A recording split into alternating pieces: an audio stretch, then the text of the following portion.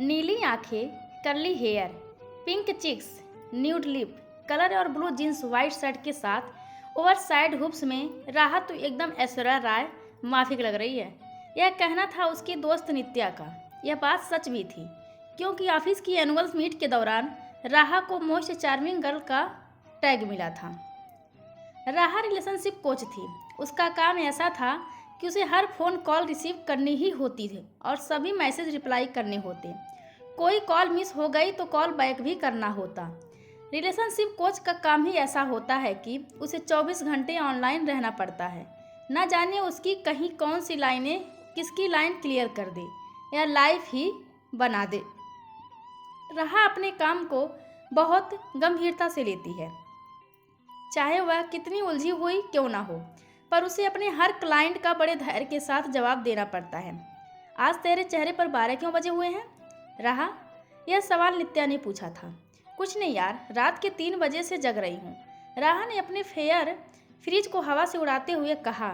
यार कोई बार बार फ़ोन कर रहा था, मुझे लगा इतनी रात में कोई एग्जाइटी का शिकार होगा, तो फ़ोन उठाया पर बात नहीं हो पाई।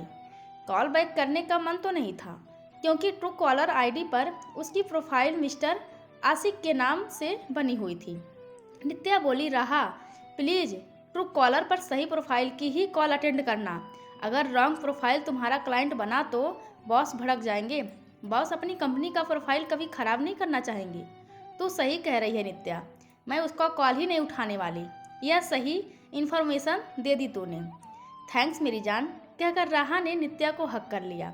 उस दिन से लेकर रोजाना 1 महीने तक मिस्टर आशिक का कॉल आने की तय टाइमिंग थी, मानो वो अलार्म लगाकर कॉल कर रहा था। पर राहा मिस्टर आशिक देखते ही उसका कॉल रिसीव नहीं करती थी। नित्या ने कहा कि रोज रोज की चिक चिक से अच्छा है तो उसका मिस्टर आशिक का नंबर ब्लॉक कर दे।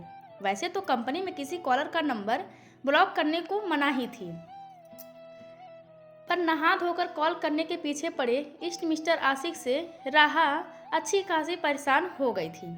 इसीलिए what an idea my love कहकर राहा ने नित्या को चूम लिया। राहा ऐसी ही चुलबुली थी, सबके रिलेशनशिप मामलों को सुलझाया करती, पर रियल लाइफ में इश्क मोहब्बत की बातों में ट्यूबलाइट थी। उसकी दिमाग की बत्ती इन मामलों में थोड़ी देर से जलती, लेकिन बाकी कामों में वह हाइपर एक्टिव एवं और एक्सपर्ट थी। इस मंथली मीटिंग के बाद उसने छोटा सा ब्रेक लिया, जिसमें उसे अपने होम टाउन जाना था। बस मीटिंग सक्सेसफुल होने के बाद उसे star of the month award मिला, जिसकी खुशी राहा के चेहरे पर साफ झलक रही थी। फिर क्या था, उसे रात में ड्राइव करके देहरादून जाना था। इस बार वह अकेली नहीं थी, बल्कि उसके साथ नित्या भी जा रही थी। दोनों VFF यानी best friend for ever loud music और वियर पॉइंट को मुंह में लगाकर फुल मस्ती के साथ ड्राइव कर रही थी। दोनों की इस तरह मस्ती से साफ जाहिर था कि वो दोनों काफ़ी दिनों बाद रेंटेड हाउस से निकलकर अपने होम टाउन जा रही हैं। तड़के सुबह दोनों VFF देहरादून में थी। वहाँ के क्लॉक टावर पर रुककर उन्होंने रील्स बनाई और थोड़ा आगे जाकर सनराइज होते हुए भी देखा।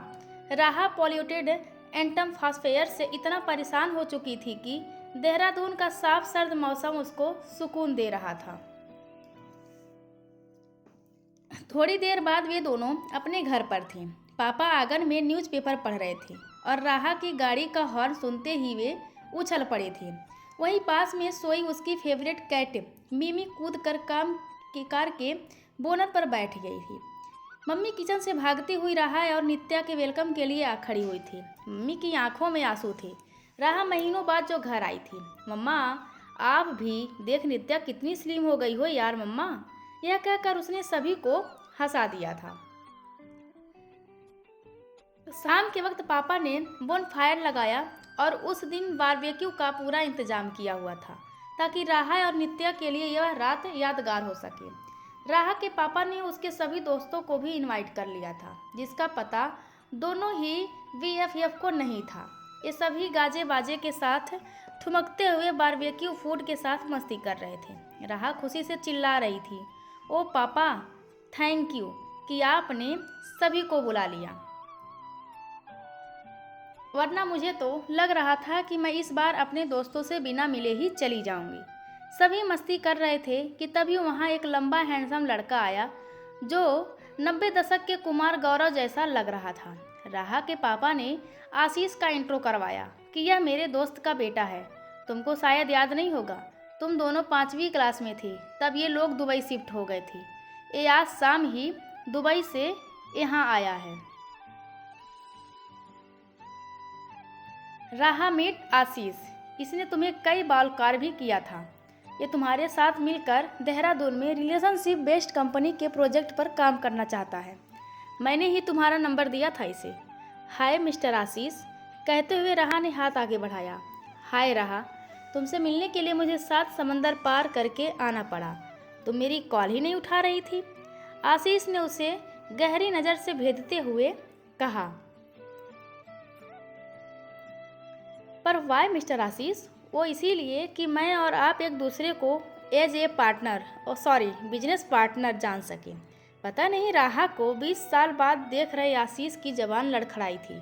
यह सच बाहर आ गया था। राहा ने पापा की ओर देखते हुए कहा, पर इनका तो कोई कॉल नहीं आया मेरे पास। राहा ने कहा, आशीष आप अपना नंबर बताएं। वह जैसे ही आशीष का नंबर डायल करती है, यह क्या मिस्टर आशिक आप? कहते ही राहा चुप हो गई। पास खड़ी नित्या को पूरा मैटर समझते ही हंसी छूट गई थी। मिस्टर आशीष की हालत देखने लायक थी। उसने अपनी सफाई में कहा, ओ असल में ये सब मेरे दोस्तों की कारस्तानी है। जानबूझकर इन्होंने मेरे नाम में लास्ट वर्ड एच को क्यू से रिप्लेस करके मेरा नंबर सेव किया है। ऐसे में मैं आशीष से आशिक बन गया और ट्रू कॉलर में भी मेरी प्रोफाइल इसी नाम से सेव है। मुझे मेरे एक और दोस्त ने ये बात बताई थी तो यकीन नहीं हुआ था। राहा बोली, और मैं तुम्हें सिरफिरा आशिक समझकर इग्नोर कर रही थी। बाद में ब्लॉक भी कर दिया था। राहा के साथ सभी बोनफायर के पास खड़े लोगों की यह कहानी सुनते ही हंसी छूट गई और राहा ने एक मीनिंगफुल स्माइल से देखते हुए आशीष का नंबर अनब्लॉक करके मिस्टर आशिक के नाम से ही सेव किया था। उसकी इस हरकत को नित्या और आशीष दोनों ने देख लिया था। आशीष ने मुस्कुराते हुए गिटार अपने हाथों में ले लिया था और बजाने लगा। दोस्तों, यह कहानी आप सभी को कैसी लगी कृपया कमेंट करके ज़रूर बताएं और चैनल को लाइक शेयर और सब्सक्राइब करना बिल्कुल भी ना भूलें। धन्यवाद आप सबका।